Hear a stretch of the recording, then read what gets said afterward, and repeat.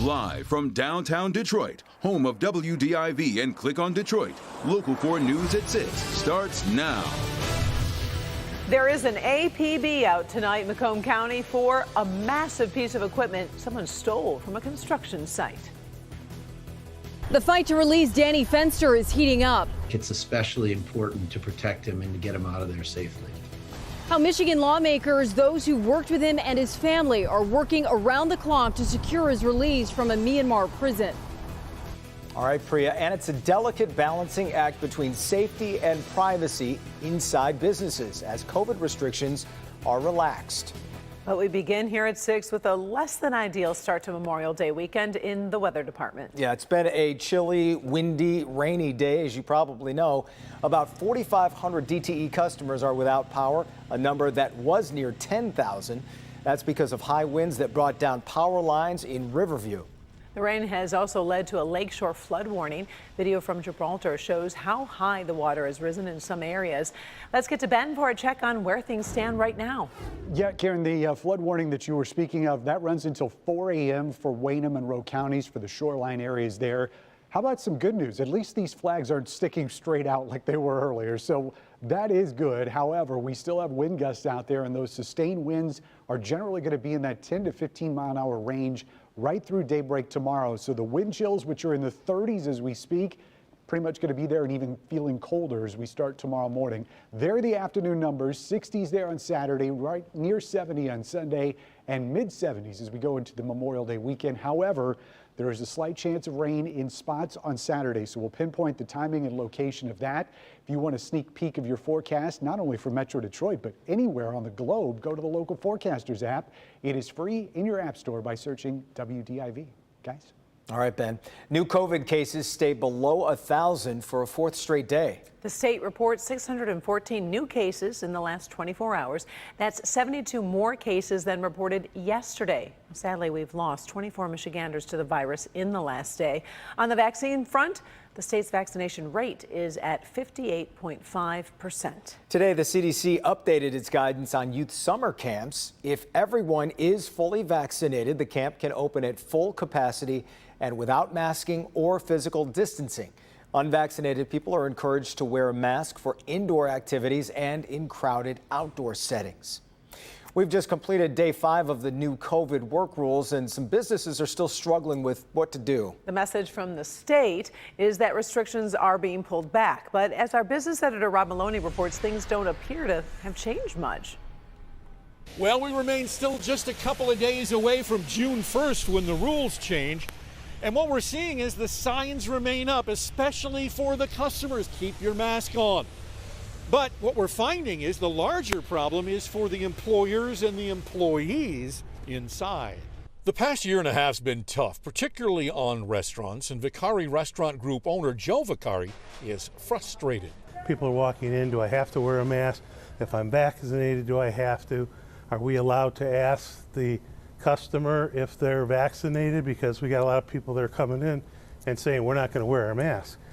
And we can't ask them. I think the new law is you can't ask them if they've been vaccinated. So it's a little confusing. Vicari says customers still will get their temperatures taken coming in the door, but other than that, they're free to sit down maskless and gather as the 6-person gathering rule disappeared this week.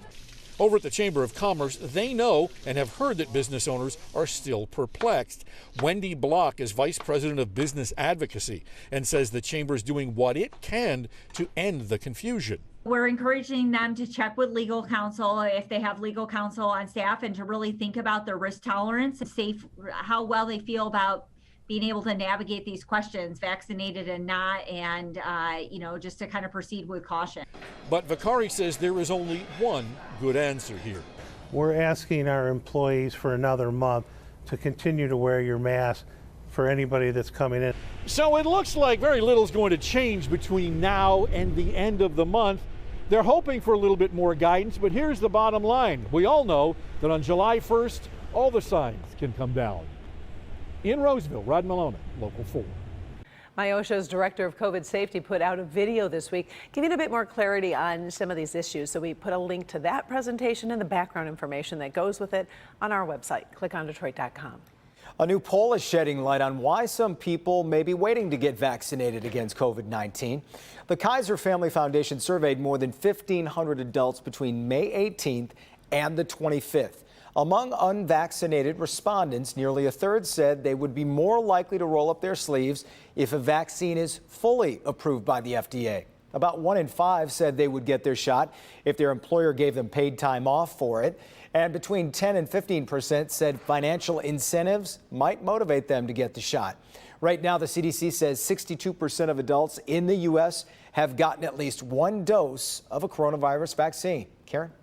All right, so you would think a huge piece of construction equipment like this would be easy to find. Well, apparently not. This loader was stolen from a Clinton Township construction site earlier this week. And as Nick Monticelli reports, the detective looking for it could use your help.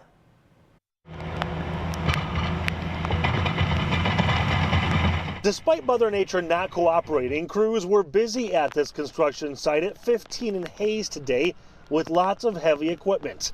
But notably missing, this Caterpillar loader. It was stolen Tuesday night and is worth $165,000. Detective Paul Collins with Clinton Township Police and the Macomb Auto Theft Squad is working to track down this massive machine, which you'd think would be easy to find. The tires are about 6 or 7 feet tall. The machine overall is 12 feet. It's a huge machine. You saw the picture of it. It's a giant loader. This thing can pick up, thousands and thousands of pounds at one time.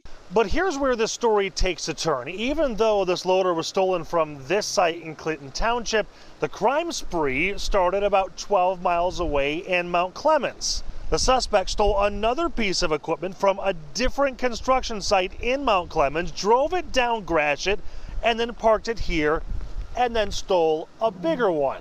The first one had a GPS tracker. And I've got speeds here, 25, 30 miles an hour. He went through some residential areas. He uses them to joyride, backhoes and big machinery. What's ironic, though, with all the construction going on, seeing one of these drive down the road really isn't uncommon. People see stuff like that driving down the road and they're like, oh, he's going to a different site or something like that. That never even probably think twice about it. But now Detective Collins is asking you to think twice about it. Keep an eye out for this loader. It has to be somewhere. I'm looking to get it back first and foremost. Identifying the suspect. I want to get this machine back just due to the value, $165,000 machine. So, and it sticks out, should stick out. Where do you hide that thing? It's huge. In Clinton Township, Nick Monticelli, Local 4. It's a mystery, right? Well, you might be wondering if the first piece of equipment could be tracked with GPS. Why not the second? Well, unfortunately, the second one did not have a working GPS. If you know anything, please call Detective Paul Collins. The number is on your screen, 586-469-6593. He thinks like I do. Where do you hide something like that? With each passing day, there's growing concern about the well-being of Danny Fenster, a man from Huntington Woods who was detained in Myanmar, where he's been working as a journalist. Priya Mann has been speaking with people involved in the efforts to bring Danny home. And Priya, that includes the congressman who represents him, correct? Yeah, that's right. Congressman Andy Levin and a bipartisan group of Michigan lawmakers have written a joint letter to the U.S. Secretary of State. Meanwhile, local journalists are also speaking out. We got in contact with one of Danny's earliest mentors. I think we're all kind of feel anxious. Alan Lengel is the editor of Deadline Detroit and a longtime friend of the Fenster family. His parents are my closest friends. I've known Danny since birth. For nearly a week, the Huntington Woods native has been jailed in Myanmar. So we're hoping, obviously, that he gets out as soon as possible because nobody likes to be in a prison. This week, Congressman Andy Levin and every member of the Michigan congressional delegation wrote a letter urging the U.S. Secretary of State to secure his immediate release. There's no legitimate charges against Danny Fenster. He is a journalist who was doing his job and telling the truth. Congressman Levin says he's also been in contact with the Myanmar ambassador in Washington and is keeping Danny's family updated with any new developments. He's my constituent and he's a Berkeley Bear.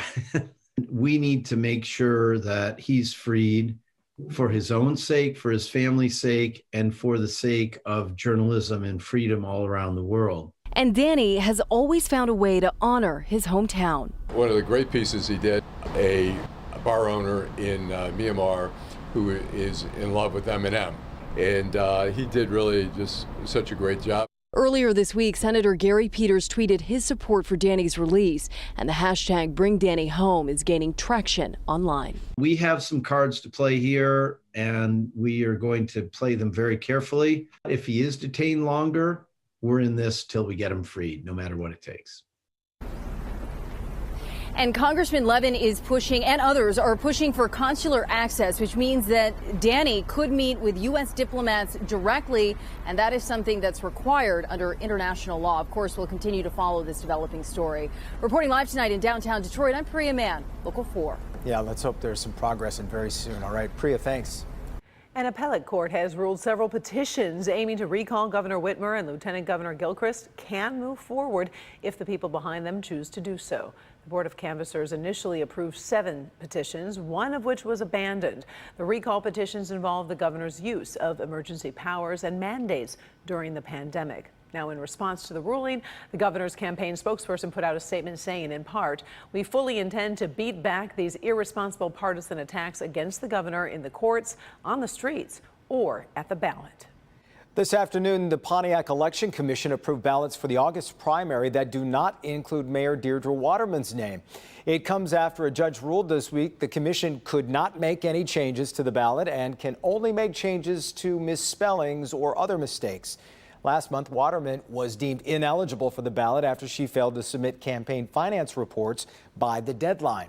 2 commissioners had said they would put Waterman's name back on the ballot because that's what recently happened to another candidate in a similar situation.